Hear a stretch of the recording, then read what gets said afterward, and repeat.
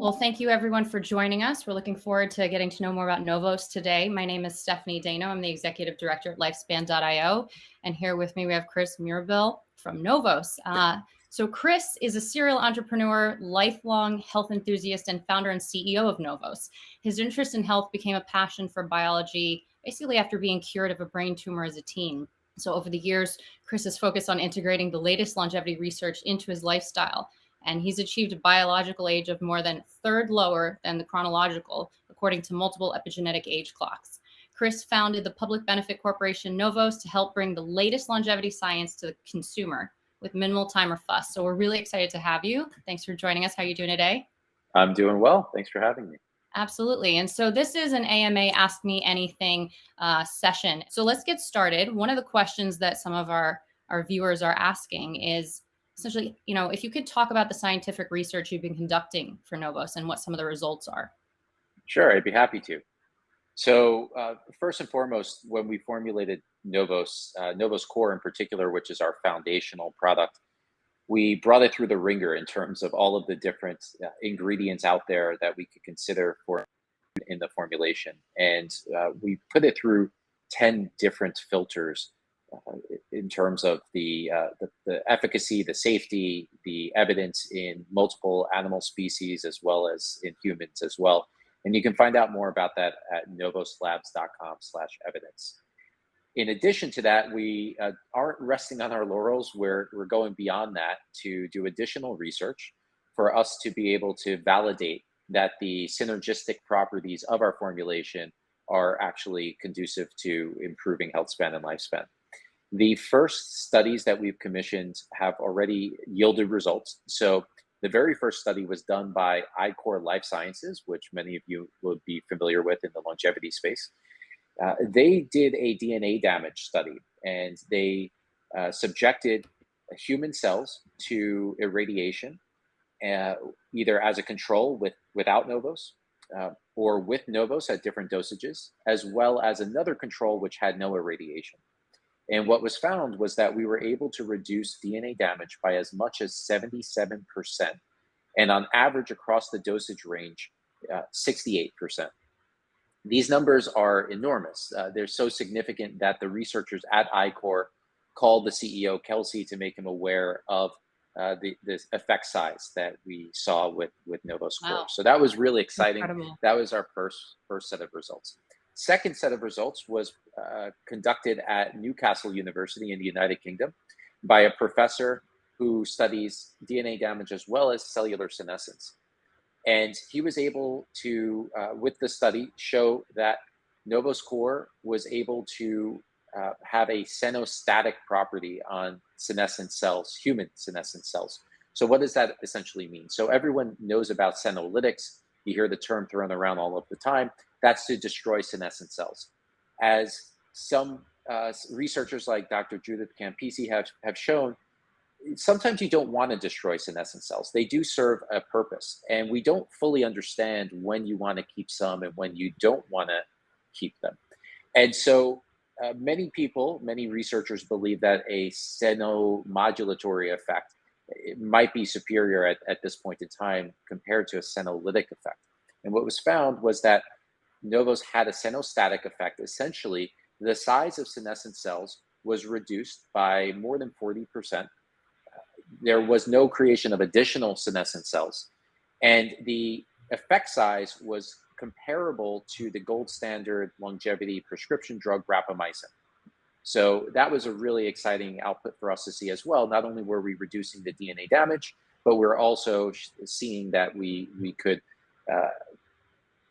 mitigate the effects of senescent cells and the SASP that results from that.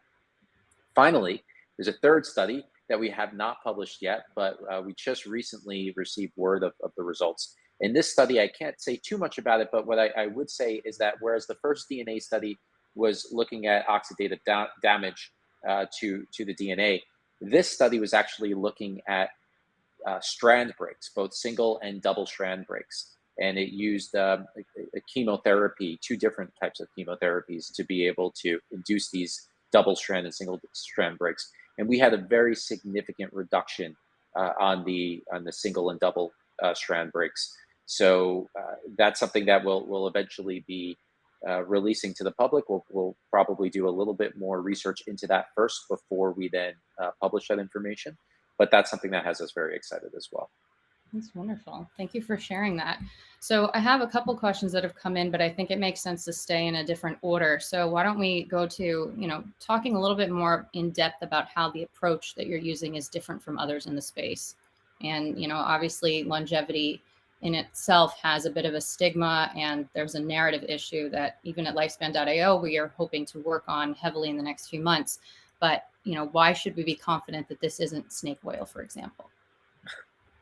Well, I think I kind of answered that question with my last answer, but as I mentioned before, the approach that we're taking in terms of how we formulate the product in the first place, based on more than 190 scientific studies, looking at multiple animal species to ensure that the mechanisms or the effects of that specific ingredient are evolutionarily conserved across species, indicating it is most likely evolutionarily conserved for humans as well.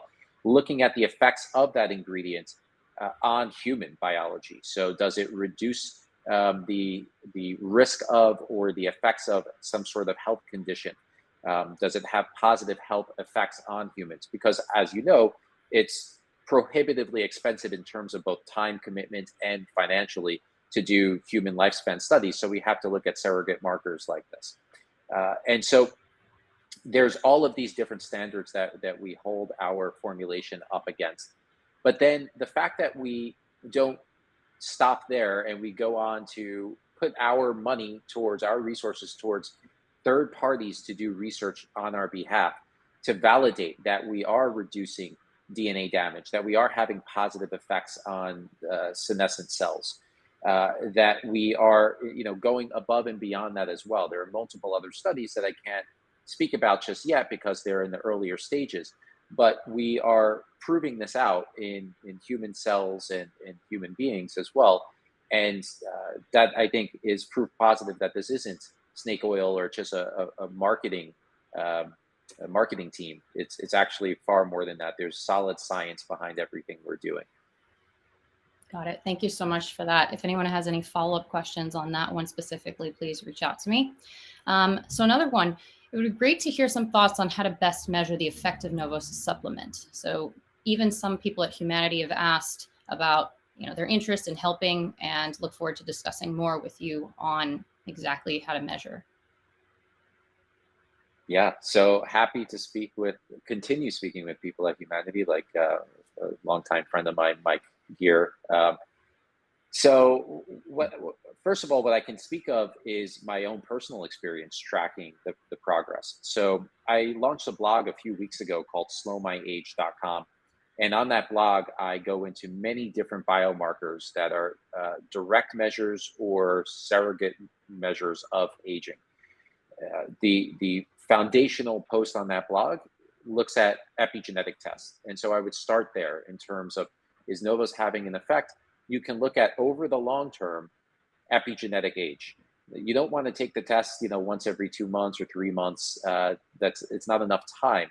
But if you go extended period of time, let's just say after a year of making the lifestyle changes, whether that be through using NOVOS as well as the lifestyle longevity advice that we provide on our website and our blog, you would be able to then see the difference in certain epigenetic tests. In particular, for example, the Dunedin pace clock, to be able to see the pace at which you're aging, which would be the most sensitive to changes in lifestyle and supplementation and diet and so on.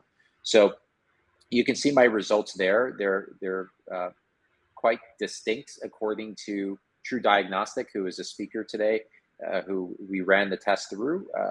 One of the executives there said that they hadn't seen results like this across all of the samples they've run before. So that's one area that you can look.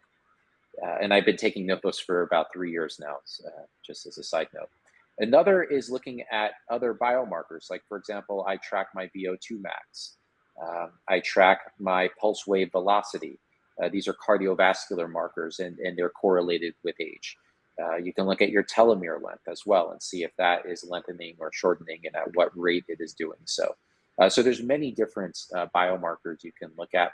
And then, of course, there's the subjective. So we have many customers who report that they feel more energy, or they're sleeping better, or their skin is looking better after 30 or 60 days or so. So there's also that component, right? Like if you are healthier, you might start feeling healthier as well. And so you can't rule that out. It's not necessarily quantifiable in the same way as doing these other tests, like I mentioned, which would be perhaps the best scientific way, but you can't rule out the subjective feelings of well-being over extended periods of time, which is less likely to be placebo if it's maintaining itself over months and months and months. Awesome. Understood. Is the ingredient list proprietary, Chris?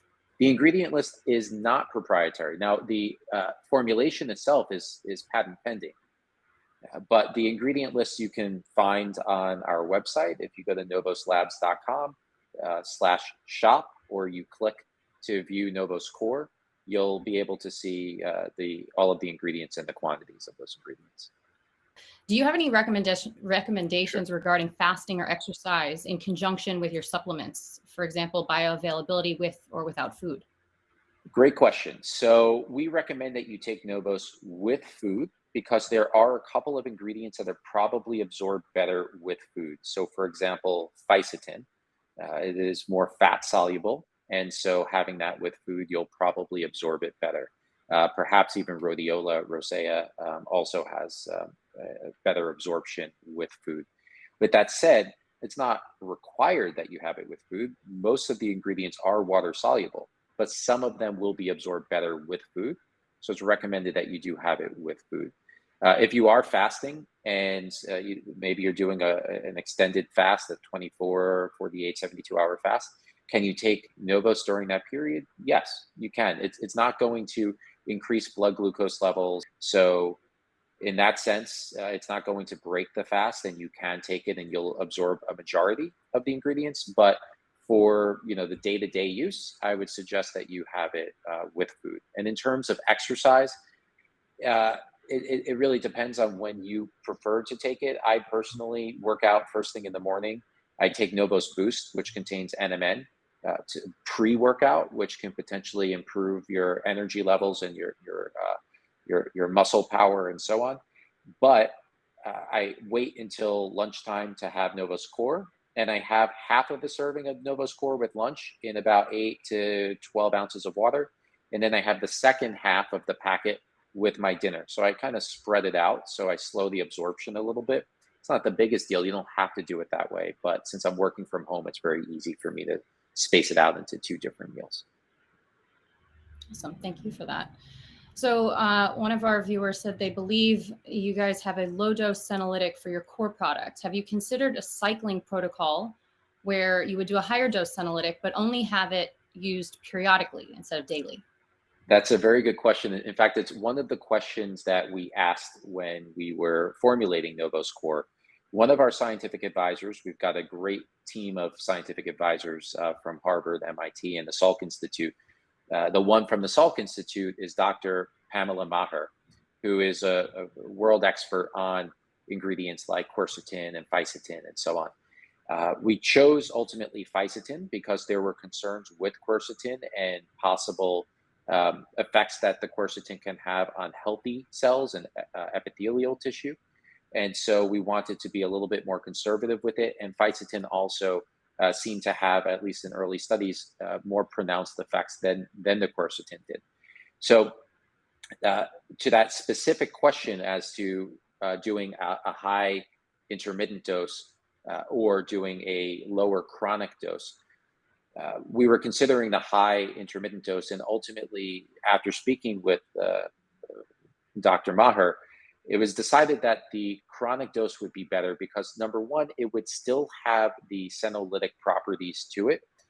It would be more gradual. It wouldn't be like a sudden pop, if you will, of the ingredients, but it would still do the trick for the senolytic properties. And it also has positive neurological benefits, fisetin. So we figured if we are giving that lower dose, we're reducing the risk that we are damaging healthy tissue. We are still having positive effects from a longevity standpoint on senescent cells. And as I mentioned earlier, the study at Newcastle University is validating that we have an actual effect on senescent cells. Those are the main reasons why we decided to do it as a chronic dose, a chronic low dose. Sorry, it was the neurological benefits was the third reason. Understood. And a couple more coming in. What is your process for evaluating new ingredients? So this goes back to what we were discussing earlier in terms of having the filter through which we consider the different ingredients. So they have to be considered, in addition to what I mentioned, safe, derived from nature. So these are ingredients that are either in human biology, or they're ingredients that we have consumed through our food or for centuries, and it's been considered to be very safe. And and then of course the scientific literature and research. So we're not going to hop on the bandwagon of like the newest, hottest ingredients simply because there's a couple of studies that show that it might have a favorable effect. We'll be a little bit more conservative than that and make sure that it is definitively or nearly definitively having positive health effects with a very, very low chance of any side effects or negative effects. First, do no harm, if you will. And then we will consider it for inclusion, and we'll also consider it in relation to the other ingredients that would be taken simultaneously to see if there are synergistic effects, and also if there are any counteracting effects across ingredients. We need to be cognizant of that as well. Got it. Thank you for that. And what's a good age to start taking the products? Is it possible that you might be too old or too young? That's actually a very common question that we get. So there is no such thing as too young or too old. The analogy that I give is it's kind of like exercise or eating healthy. So you can't start eating healthy or exercising too early. It's always good for you. And the longer that you do it for, the longer that you're going to accumulate the benefits, or the less damage that's going to accumulate within your body. So taking it at a younger age, in say your early 20s, for example, is still a great time to do it, in addition to living that healthy pro-longevity lifestyle. In terms of taking it when you're older, the question often comes up, is it too late to take it? And the answer to that is also no, because just like the analogy with exercise providing benefits from an early age, we all know the research shows that even if you're in your 60s or 70s and then suddenly become physically active, walking more, or playing a sport or dancing and so on, and eating healthier, that you can extend lifespan. And so the same holds true. When you're older, you have more accumulated damage, and you're more likely to see some of the short-term benefits of NOVOS in a more pronounced way when you're older, because there has been more damage accumulated. The hallmarks of aging are really starting to accelerate. And so you're more likely to see a benefit from our ingredients. When you're younger, you're less likely to see an improvement in your facial skin, for example, your energy levels, because they're already very healthy, relatively speaking. But those benefits are going to accumulate over the years, and eventually when you are much older, you'll be in a better place than those who haven't been taking care of their health. Got it. Is NOVOS partnering with any aging diagnostic companies? That at this point is confidential. All I can say is that we are in discussions, and that there will be an announcement at some point in the future, but I can't give more information. Does your core powder come in unflavored varieties? We were asked by someone who says they think that has a citrus kind of flavor presently, and they're curious if there are any plans to expand. So NOVOS Core is orange flavored. It's all natural flavors. There's sweeteners as well, but they're 0-calorie sweeteners that have actually been found to have favorable health effects, like stevia and erythritol. Both have had some studies showing some positive health effects. With that said, not everyone likes flavor. About 2 to 3% of our customers have said that they prefer unflavored, so that they can mix it in a drink that they already drink, or put it into a food product like a yogurt or something. We don't have any official statement on it, but I would just say to hold out a little bit longer. Okay.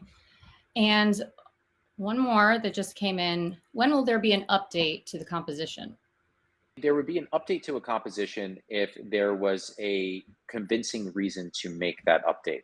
So as I mentioned earlier, we're doing multiple scientific studies right now, and we'd like to see how powerful the formulation is. And so far, we're getting fantastic results that each of the scientific labs working on these studies have literally said that they were amazed by the results. They did not expect to see the results that they were seeing. So we're not going to proactively break something that isn't broken, right? We're going to see how far we can get with these studies. And then we will, if we're considering the addition of an ingredient to the formulation or a tweak to the formulation, we would want to validate it with some science to make sure we're not breaking anything first. So it would be a gradual process. We're not going to, just as I mentioned before, jump onto the latest hot ingredient to add it in simply so that we could market to people that we've got it. We're really based on the scientific evidence first and foremost. And so for that reason, it would be more gradual. With that said, we will also be releasing additional products in the future. So that doesn't mean that if there is a very powerful ingredient that is scientifically validated, that you won't see it from NOVOS. You probably will. It will just be in a very unique carrier and synergistic formulation that we very carefully consider over time, rather than rushing to get the next hot ingredient to market. And just to close us out, and I want to thank you again for being here today. What has you most excited about the longevity space and the future of this industry? So there's many different ways I can answer that question. Imagine there are. I'll focus on the area that we find ourselves, which is the consumer space. I remember when I decided to start NOVOS, I actually spoke with the founders of the Life Extension Advocacy Foundation, so Keith and Oliver, and we brainstormed the idea of NOVOS together. Part of the reason why I started NOVOS was because I was attending events in the field and found everything was on the biotech side of things or pharma side of things. So much more aggressive therapies, really trying to extend maximal human lifespan or reverse aging in short order. And there wasn't anything that was easy and accessible for me to take or my loved ones to take and my community at large in the short term. But when I spoke to scientists and asked them about natural ingredients, some of which are in NOVOS Core now, they were very optimistic about the potential of these ingredients. And that was the validation point or the aha moment where I realized there's a lot that wasn't being done. We were not accounting for the consumer, for the human being in the process of trying to do these rocket ship scientific interventions. So what has me most excited is to see that there's more and more attention going to this space, that we are actually creating formulations that can have a positive effect on longevity at large via these hallmarks of aging, as our scientific research is showing. And then the thought of people being able to test and validate these interventions at home with at-home blood tests like epigenetic tests or other biomarkers. I think we're really going to have a transformation of consumers where their mindset, as much as we've been moving towards preventative medicine overall, I don't think preventative medicine is nearly as powerful as it is when viewed through the lenses of longevity medicine. And that is the ultimate form of preventative medicine. And now that we're getting more attention in the space and more tools to be able to impact longevity, I think that there's a really promising potential for people's health spans and lifespans looking forward. Thank you very much. And thank you to everyone who's joined us today. If you'd like to reach Chris, there are plenty of ways to get a hold of him through the NOVOS website, LinkedIn, and also through our swap card platform for this conference. So thank you all for the great questions. Thank you, Chris, for being here, and everyone enjoy the rest of the conference.